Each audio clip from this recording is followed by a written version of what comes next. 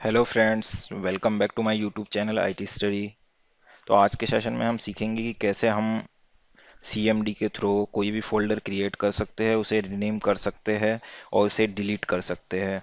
तो सबसे पहले आपको मैं एक चीज़ बता दूं कि जैसे आपको जहाँ पे भी फोल्डर क्रिएट करना है, आप डायरेक्ट उस लोकेशन में जा कर के आप जो उसका पाथ रहता है, जहाँ पे उसका पाथ दिखाई देता है, वहाँ पे जाकर आप डायरेक्ट सीएमडी टाइप करके उसे ओपन कर सकते हैं। तो डायरेक्ट उसी पाथ पे देख रहे होंगे आप, डेस्कटॉप में मैं गया था तो डायरेक्ट उसी डेस्कटॉप वाले पाथ पे सीएमडी डायरेक्ट ओपन हो गया है। ठीक है।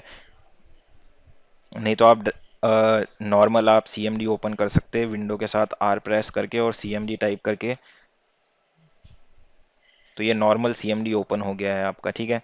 और जहाँ पे आपको फोल्डर क्रिएट करना है, वहाँ पे आपको अगर सीएमडी ओपन करना है, चाहे यहाँ हो चाहे किसी भी ड्राइव में आपको सीएमडी ओपन करना है, तो डायरेक्ट उस ड्राइव के पाथ पे जा करके आपको सीएमडी टाइप करना है और वो सीएमडी वहीं उसी ड्राइव में ओपन हो जाएगा। जैसे मैंने ई ड्राइव में अभी गया था और वहां से सीएमडी ओपन किया, तो ये ई ड्राइव में सीएमडी ओपन हो गया है। ठीक है। तो सबसे पहले मैं अभी डेस्कटॉप पे ही मैं मुझे काम करना है, इसलिए मैं अभी डेस्कटॉप पे ही रहने दे रहा हूँ इसे। और यहाँ पे हम जो है एक फोल्डर क्रिएट करेंगे। तो चलिए स्टार्ट करते हैं। इसके लिए कमांड होती है mkdir स्पेस, जो भी आपको फोल्डर का नाम रखना है उस फोल्डर को आप क्रिएट कर सकते हैं। जैसे मैं एक न्यू फोल्डर क्रिएट कर रहा हूँ यहाँ पे। तो आप देख सकते हैं यहाँ पे न्यू फोल्डर आ गया है। मैं आपको वैसे भी चेक करा देता हूँ। जैसे dir में जाकर हम चेक कर सकते हैं, एक न्यू फोल्डर यहाँ पे क्रिएट हो चुका है। ठीक है।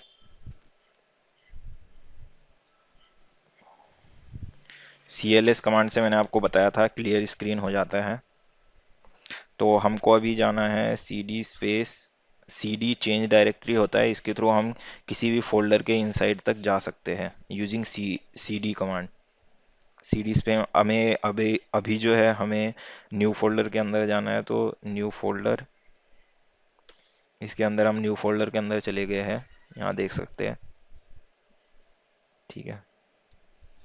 और इसके अंदर हम और एक हम कोई सब फोल्डर बना देते हैं, mkdir सब फोल्डर के नाम से ही मैं सब फोल्डर बना रहा हूँ। तो इसके अंदर एक सब फोल्डर क्रिएट हो गया है। तो हम इस न्यू फोल्डर के अंदर जो भी फोल्डर क्रिएटेड है उसको हम देख सकते हैं यूजिंग सेम dir कमांड। तो इसके अंदर आप देख पा रहे होंगे कि यहाँ पे सब फोल्डर एक क्रिएट हो चुका है। अभी मैं इसको cls कर दे रहा हूँ। तो अब वहाँ पे एक सब फोल्डर क्रिएट हो गया है। अगर आपको कोई टेक्स्ट फाइल भी वहाँ पे क्रिएट करनी है, तो आप टेक्स्ट फाइल भी वहाँ पे क्रिएट कर सकते हैं using command start notepad space, जो भी आपको फाइल का नाम रखना है। जैसे मैं hello डॉट txt रख देता हूँ। txt इसका एक्सटेंशन है। ठीक है। तो ये एक्सटेंशन लगाना जरूरी है। तो ये आपसे यहाँ पे एक प्रॉम्प्ट आएगा कि do you want to create a file, तो आप इसको यस कर दीजिए। तो इससे आप अब चेक करेंगे इसके अंदर दो फाइल क्रिएट हो गई होगी। एक तो आपका सब फोल्डर आपने क्रिएट किया था और एक जो है अभी हमने किया था एक hello डॉट txt की ये फाइल की है। इसके अंदर कुछ भी डेटा नहीं है, इसलिए ये 0 बाइट दिखा रहा है। तो अब मैं ये बताऊंगा आपको इसको रीनेम कैसे कर सकते हैं। ठीक है। तो रीनेम के लिए भी ये सिंपल कमांड है, REN लिखना है आपको और उसके बाद जिस फोल्डर या फाइल को आपने रीनेम करना है उसको यहाँ पे लिखना है। जैसे मैं सब फोल्डर को पहले रीनेम कर देता हूँ। तो सब फोल्डर था,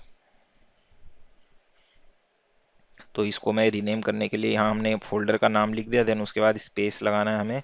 उसके बाद जो भी आपको नाम रखना है वो आप इजीली रख सकते हैं। जैसे मैं कि ओनली फोल्डर रख रहा हूँ इसका नाम। एंटर करेंगे यहाँ पे, एक न्यू फोल्डर की जगह पे फोल्डर नाम से आ गया होगा, dir से आप चेक कर लीजिए। यहाँ पे देख सकते हैं आप न्यू, अभी यहाँ पे सब फोल्डर था तो अभी यहाँ फोल्डर हो गया है। आप यहाँ पे भी चेक कर सकते हैं डायरेक्ट, ये फोल्डर ये रीनेम्ड हो गया है नाम। ठीक है। जैसे आपको अगर वो जो टेक्स्ट फाइल थी उसको भी करना है आपने रीनेम। तो नॉर्मल उसका हमने REN लिखना है।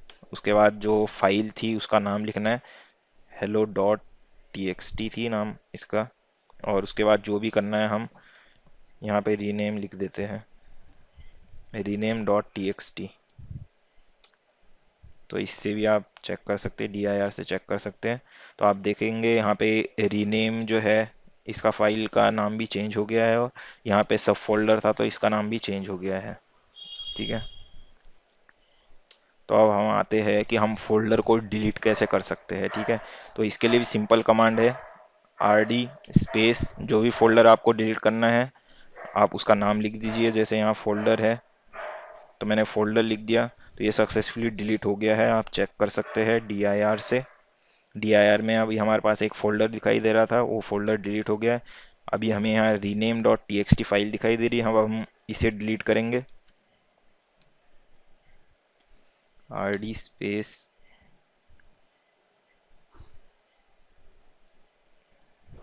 rename.txt,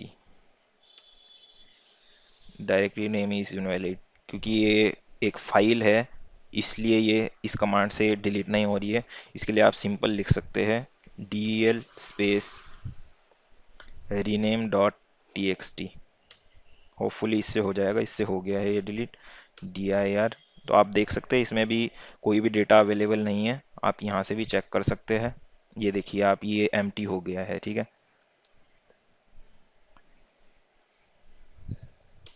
अब हम ये जो फोल्डर हमने क्रिएट किया था न्यू फोल्डर, इसको हम डिलीट करेंगे। तो अभी हम, क्योंकि ये न्यू फोल्डर के अंदर है तो ये न्यू फोल्डर डिलीट होगा नहीं ऐसे, तो हमको इससे बाहर जाना पड़ेगा। इसका मतलब हमको डेस्कटॉप पे जाना पड़ेगा, तब जाके ये फोल्डर डिलीट होगा। तो एक स्टेप बैक जाने के लिए हम कमांड यूज़ करते हैं CD और 2 डॉट लगा देते हैं। तो इससे एक स्टेप जो है पीछे आ जाते हैं हम। तो अभी न्यू फोल्डर था तो न्यू फोल्डर से पीछे डेस्कटॉप था, तो अभी हम डेस्कटॉप पे आ गए हैं। तो अब यहाँ से हम न्यू फोल्डर को इजीली डिलीट कर सकते हैं। तो same command RD space new folder,